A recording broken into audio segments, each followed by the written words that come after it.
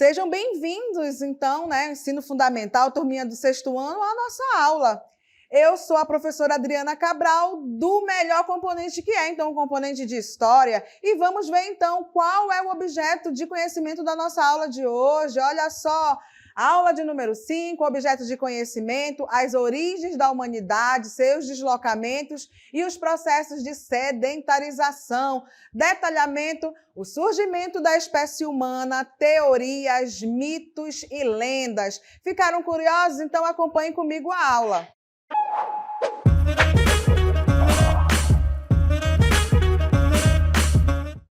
Queridos, vamos então abordar um assunto muito interessante, que é exatamente então o quê, né?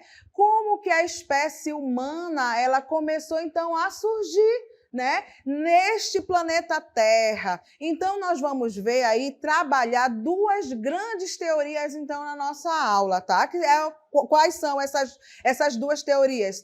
A criacionista e a evolucionista. Então, olha só, acompanhe comigo, então, o surgimento, então, da espécie humana, teorias, mitos e lendas. Então, são duas grandes teorias que explicam como a espécie humana, ela surgiu, tá? Uma, então, é a teoria criacionista e a outra é a teoria evolucionista, tá? Então, olha só, são duas grandes teorias que elas surgem, né, para tentar explicar como que este ser humano, tá, ele começa, então, a surgir neste planeta no qual nós habitamos, tá? Qual é, então, a nossa espécie, né? Já que somos seres criados, somos criaturas, né, deste planeta, a gente precisa, então, saber, né, um pouco sobre esse nosso processo, então, né, de criação e como nós, então, evoluímos, né, durante longos anos. Acompanha comigo, então, olha só. Como o tema da aula diz, a gente vai então falar, né, sobre duas grandes teorias, mas também os mitos, eles estão muito presentes também, não é mesmo, gente? Olha só. Então, a gente tem um mito de origem. O que são, então, professora, esses mitos de origem? São histórias simbólicas que narram acontecimentos de um passado distante. Eles dão sentido à vida no presente, pois explicam como o mundo e todos os seres passaram a existir. Os mitos se relacionam com a vida social, a religiosidade, o modo de pensar de cada povo. Podemos dizer que é algo cultural do povo, tá? Então, olha só, a gente percebe, então, que cada um dos povos que existem neste planeta Terra, eles têm, então, né, histórias de como esses seres humanos, então, eles surgiram aqui na face, então, desta Terra.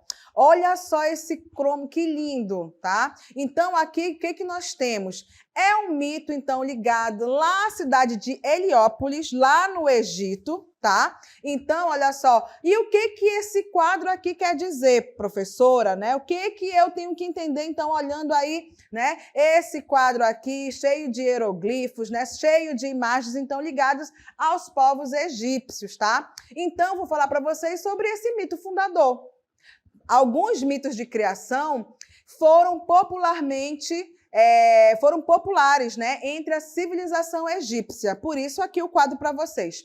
O primeiro vem da cidade de Heliópolis e, inicialmente, constituía um mito com 9 deuses. Os egípcios, eles diziam que no início do mundo nada existia além de um enorme oceano chamado Num. Desse oceano surgiu Atum. A forma como ele surgiu varia, então, de um mito fundador para outro, né? Varia né? Cada cidade conta esse mito de um jeito. Que imediatamente fez Shu, deusa do ar. Então, olha só, e Tefnut, o deus da umidade. Eles, por sua vez, fizeram, então, Geb, que é a terra. E Nut, a deusa, então, do céu. Então, observem aqui neste lado, Nut, né? Essa figura maior, tá? Então, olha só, a deusa do ar está segurando aqui, né, essa terra, Deu para perceber? E ali, olha só, né? A gente vai ver, então, né, os mitos, os deuses egípcios começando, então, a surgir, tá? Então, olha só, Geb e Nut eram, então, os pais de Osíris, Sete, Ísis e Néftis, que são, então, quem? Né? É o mito fundador, então, aí da cidade, né, lá de Heliópolis, lá do Egito. Então, a imagem aqui para vocês, a gente fala muito rapidamente, então, sobre esse mito fundador lá da cidade de Heliópolis, tá? Então, muito bonitinho aí, não é mesmo? A gente tem, então, aí o mito de criação, então, de como essa cidade, como que esses povos egípcios, eles, então, entendem, né, como que os seres humanos, eles foram criados. Então, essa é a mitologia. Vamos, então, lá. O que é, então, professora, as lendas, né? Que é uma outra forma também da gente começar, então, a perceber o quê? Né? As explicações, então, desses seres humanos, então, na Terra. Acompanha comigo, olha só. O que é uma lenda, então? É uma narrativa de caráter maravilhoso em que um fato histórico se amplifica e transforma sob o efeito da evocação poética ou da imaginação popular.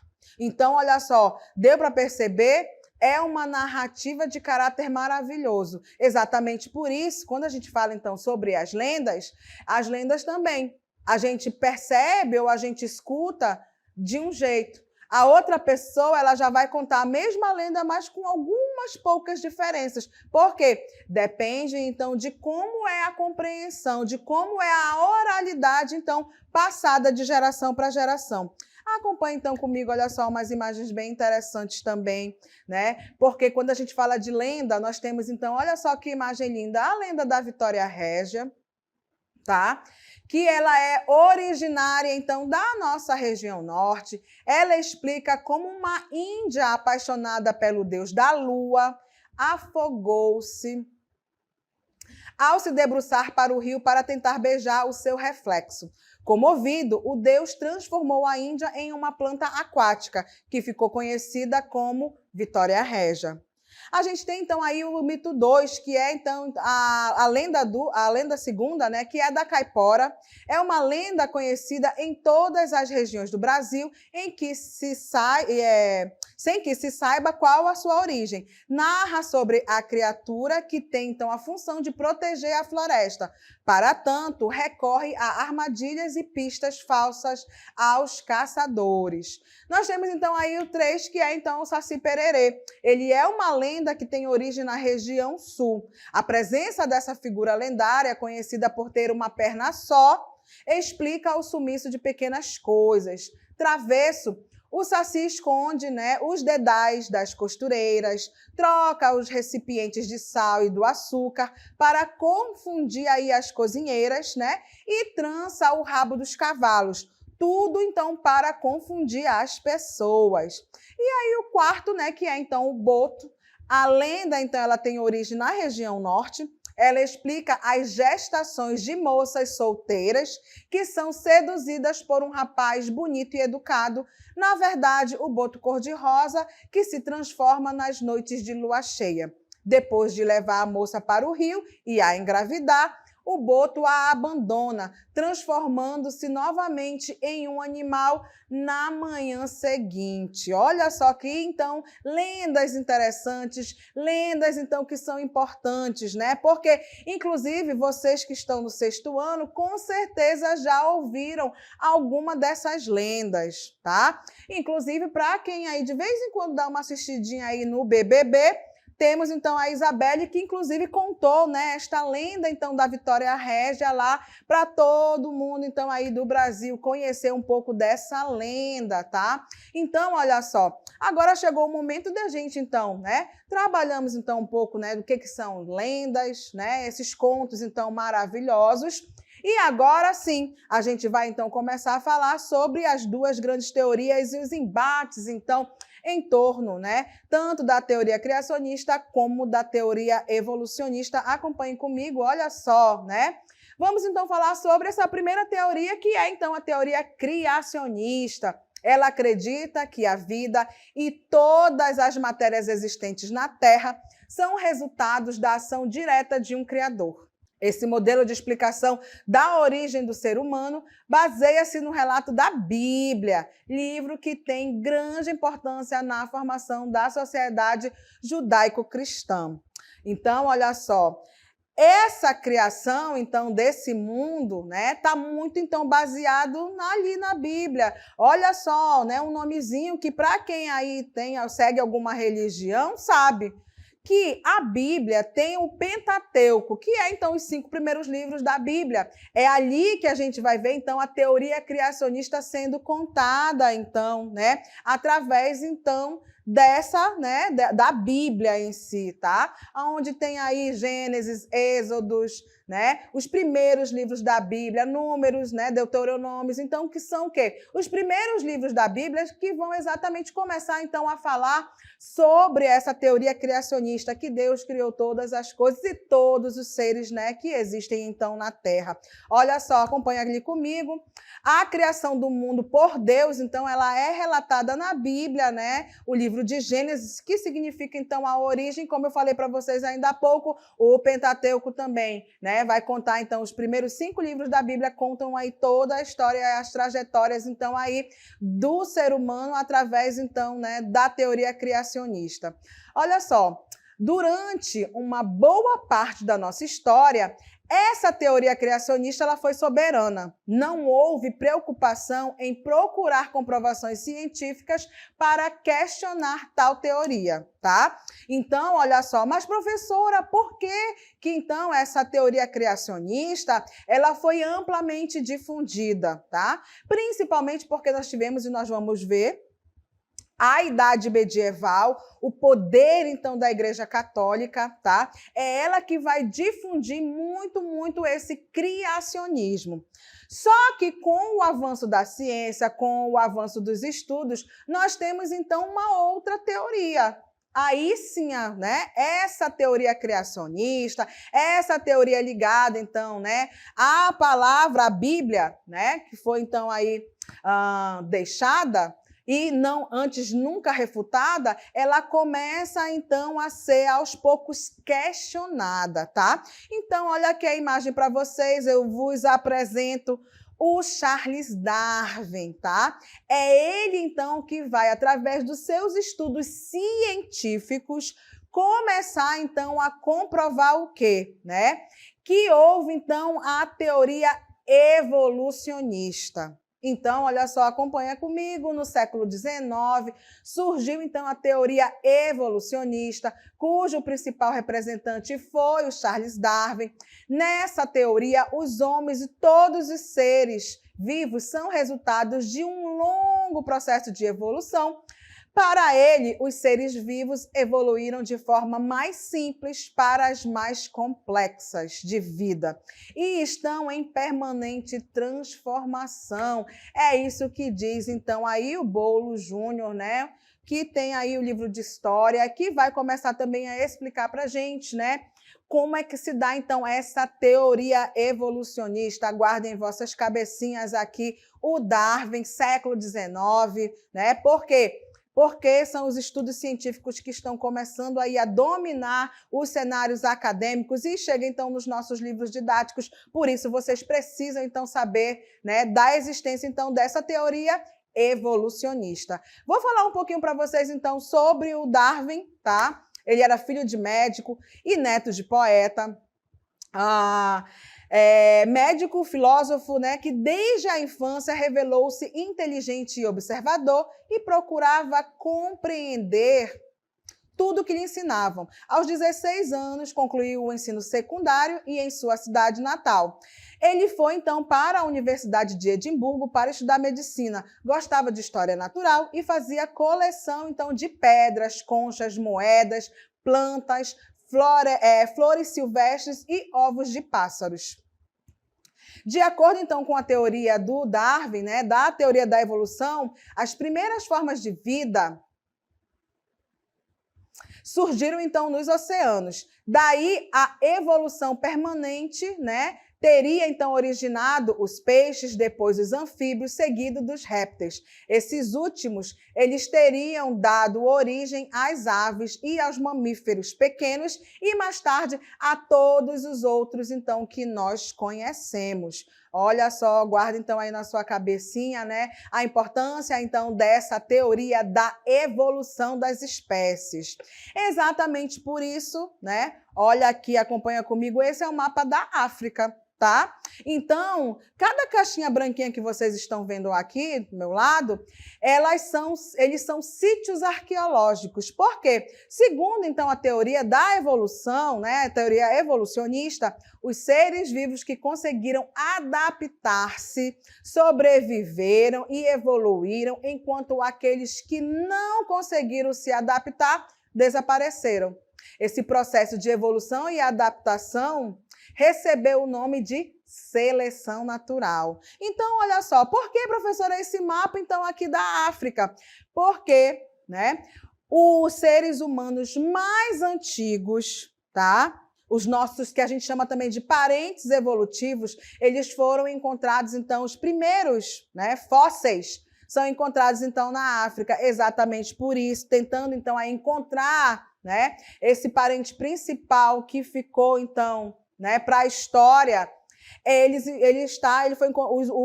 O fóssil mais antigo ele foi encontrado na África, exatamente por isso que a gente recorta, então, aí esses mapinhas aí branquinhos, né, recortados aí nesse mapa maior da África, são sítios arqueológicos, ok? Então, olha só, acompanha comigo. Oh, que fofinho, né? Então, agora a gente vai saber, então, quem são esses fósseis? Olha só, fósseis, então, é algo importante porque são vestígios desses homens do passado, né? Que ficaram guardadinhos, preservados, óbvio, né? Então, no solo, por isso os sítios arqueológicos, a gente realmente escava a terra para poder, então, buscar essas informações. Olha aqui nós temos, então, né, o fóssil Lúcio, apresento para vocês, então, né, aqui do meu lado, os fósseis, e aí eu começo, então, a falar para vocês que esses fósseis, então, são vestígios ou restos petrificados de seres vivos, tanto animais quanto vegetais, que se conservaram sem perder as suas características básicas. Pelo estudo dos fósseis humanos, os paleontólogos relacionam as mudanças físicas, a capacidade mental, as habilidades em produzir, né, instrumentos, caracterizando como o modo de viver daqueles seres, né? Como que era, então, esse modo de viver desses seres. Acompanhem comigo, olha só, há cerca de 85 milhões de anos originaram-se os primatas, um grupo de mamíferos que inicialmente viviam em árvores. Entre os primatas, os parentes evolutivos mais próximos da espécie humana são os chimpanzés, os gorilas e orangotangos. Escuta o que a professora está dizendo, é os nossos parentes mais próximos, tá? Isso é o quê, né? Por isso a busca, então, lá na África, por escavações, para a gente ver se a gente encontra esse tal de tronco comum, tá? Aos poucos, por meio, então, de um processo evolutivo, alguns deles passaram a ter hábitos terrestres. Olha só, vamos lá. Espécies mais antigas encontradas, então, pelos estudiosos, tá? Então, tá aqui para vocês verem a Lucy que está me acompanhando nesta aula de hoje, né? Olha só. É um australopiteco, tá? Cujo fóssil mais conhecido, então, é Lucy. Tá aqui para vocês, olha que bonitinha a Lucy. Um Australopithecus afarensis, descoberto em 1974, tá? Então, Australopithecus significa macaco do sul, espécie mais antiga de ancestrais conhecidos da humanidade. Viveram na África, provavelmente entre 4,2 milhões e 1,4 milhão de anos, tá? Então, bonitinha, né? Aí a nossa Lucy. Entre as várias espécies de Australopithecus, destacamos, então, né? A gente destaca, então, o Australopithecus anamensis, o Australopithecus afarensis, o Australopithecus, né? E o Australopithecus boisei, desculpa, o Australopithecus africanus e o Australopithecus boisei. De uma dessas espécies deve ter se originado o gênero Homo, que é o quê? A nossa espécie. Nós somos do gênero Homo. Ou seja, esse australopiteco é nosso ancestral, né, mais primitivo. Por isso, muitos sítios arqueológicos estão presentes, então, lá na África. Pesquisadores, arqueólogos, em sua grande maioria, buscam encontrar vestígios do tronco comum, espécie de hominídeo que deu origem, então, ao nosso gênero, que é, então, o gênero Homo, tá? Então, olha só, a Lucy, guardem nas vossas cabecinhas aí, né? É um Australopithecus afarensis. E olha só, algumas espécies, então, humanas, elas começam a surgir a partir do gênero Homo, tá? Algumas espécies de fósseis de hominídeos já estudados, então, pela ciência. Ou seja, a partir de agora, né, vocês vão acompanhar comigo, a partir do gênero Homo, tá? A gente vai ver, então, a espécie dos seres humanos começando, né, a evoluir aí lentamente durante milhares de anos. Olha que fofinho, acompanhem comigo, que fofinho aqui. Nós temos, então, o Australopithecus, que eu acabei de dizer para vocês, que é, então, o fóssil Lucy. Não te esquece de Lucy, é um Australopithecus, tá? Australopithecus africanos. Nós temos, então, aí depois o Homo habilis, ou Homo habilis, como alguns gostam, então, de mostrar. Olha só, quanto aos Australopithecus, não pertencem ao gênero Homo. Ele andava com os 2 pés, tinha o corpo coberto de pelos e o cérebro muito pequenininho. É o Australopithecus, que é, então, a Lucy. Quando eu falar de Australopithecus, vocês rapidamente já acionam aí a mente de vocês, é a Lucy. Ele é um Australopithecus afarensis, tá? O outro, percebam aqui, o meu amiguinho aqui, olha, o Homo habilis, percebam que ele está na mão, né? Com uma espécie de faca, tá? Por quê? O Homo habilis, ele já está dizendo, ele é um homem habilidoso, tá? Então, o Homo habilis, tá? Ou habilis, tinha o cérebro um pouco maior que dos Australopithecus. Foi o primeiro a produzir, então, ferramentas a partir de pedras. Por isso, olha aqui a mãozinha do meu amigo habilis. Agora saiu, habilis, né? Ele é, então, um homem habilidoso. Ele começa a pegar pequenos gravetos e depois ele vai começar, então, a pegar pedras, moldar. Deu para entender? É um processo longo de evolução. Vamos, acompanhem comigo. Olha que fofo, vai chegar agora, né, um novo amiguinho para a gente, que é, então, aí o Homo erectus, tá?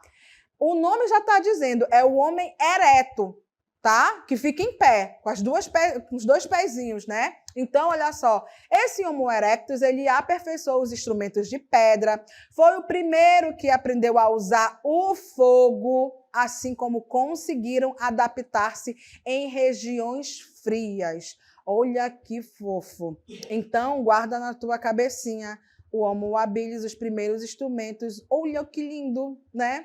A gente tem, então, aqui o amiguinho, o Homo erectus. Olha aí a tocha dele de fogo. Então, percebe, bota na tua cabecinha aí, meu amiguinho do 6º ano.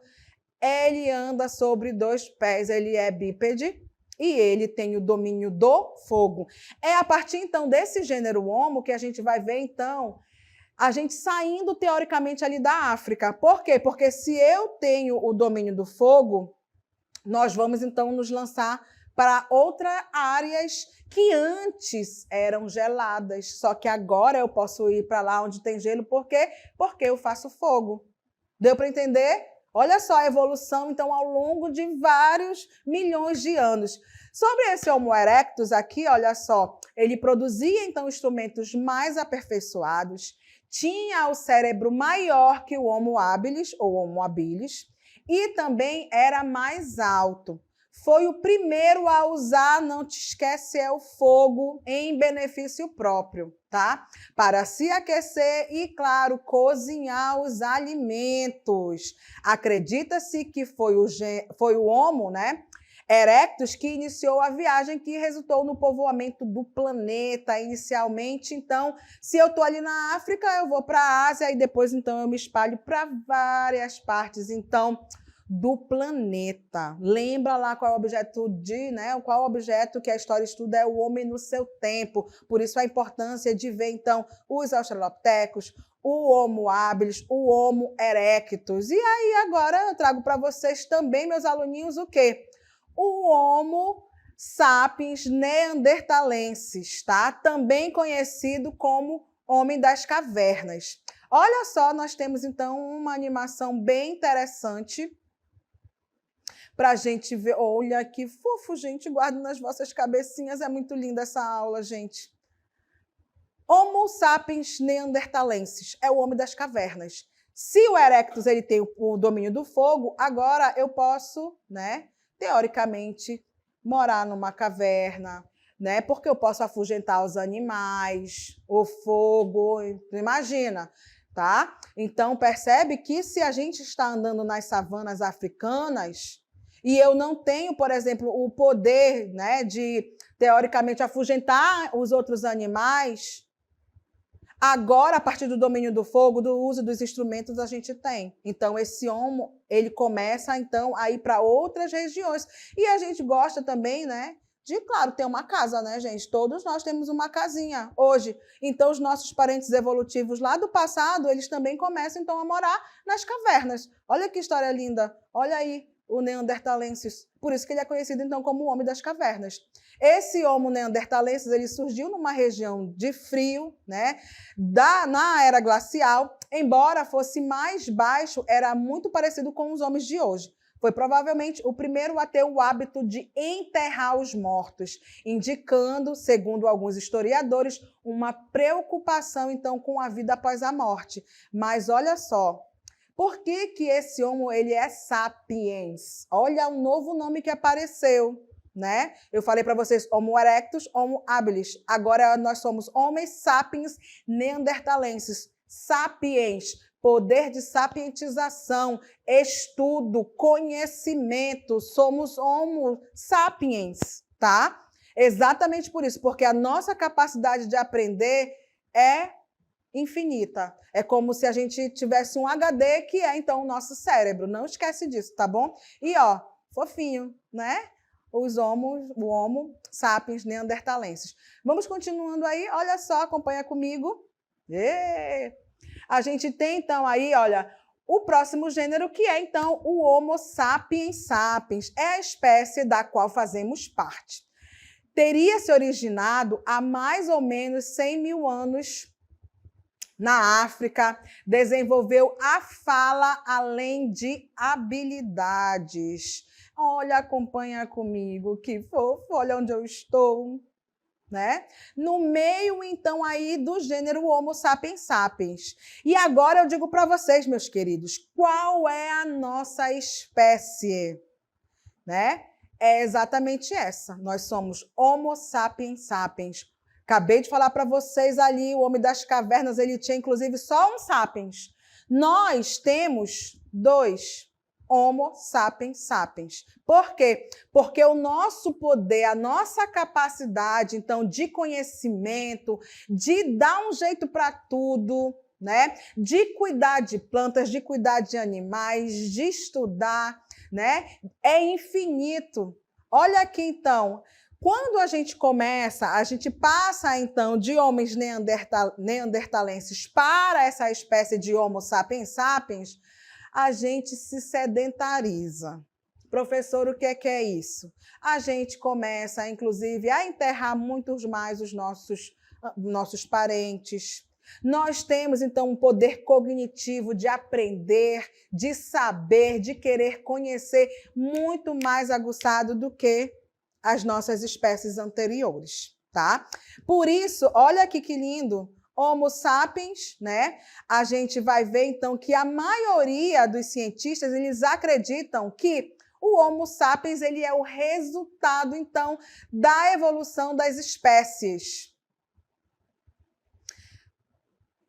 do gênero Homo. Muitos acham que o Neandertal e o Sapiens, eles eram uma única espécie, mas isso são estudos, a gente sabe, então, e eu digo para vocês, e guardem nas vossas cabecinhas, que, inclusive, para a própria biologia, esse é o nosso nome, Homo sapiens sapiens, porque o nosso poder de sapientização, ele é muito maior do que qualquer outro animal. Por exemplo, é você que cuida do seu gato, é você que cuida do seu cachorro.